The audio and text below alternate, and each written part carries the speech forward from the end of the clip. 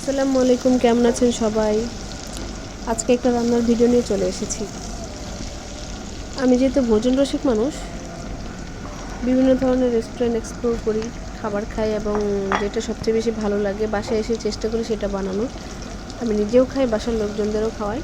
আজকের আমার রান্নার রেসিপি হচ্ছে বিফ সিজলি।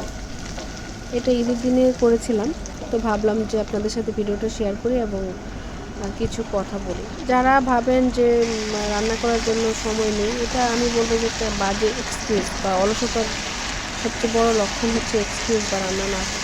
আমি মনে করি শত ব্যস্ততার মাঝখানে একটা ভাত সেদ্ধ করে খাওয়া এটা বড়ই আনন্দের। আর আমি পড়াশোনার পাশাপাশি রান্না করতে আমার খুবই পছন্দ। আমার কাছে কোনো মানে এক্সকিউজ নাই যে রান্না করতে পারবো না, টায়ার্ড। আমি খুব টায়ার্ড থাকলে নিজে রান্না করে খেতে খুবই ভালোবাসি। আর বিভিন্ন ধরনের রান্না করতে আমার খুব পছন্দ। আমি বিভিন্ন রেসিপি দেখি ইউটিউবে, যেটা আমার কাছে ভালো লাগে। আমি জিনিসপত্র কিনে নিয়ে এসে বাসায় চেষ্টা করি, যদিও রেস্টুরেন্টের মতো হুবহু না হলেও রেস্টুরেন্টের মতোই হয়। তো বাসায় সবাই বললো খেয়ে বেশ ভালো হয়েছে বিফ সিজলিং। আপনারা কমেন্ট করে জানাবেন আমার ভিডিওটি কেমন লেগেছে। অসংখ্য ধন্যবাদ সবাই।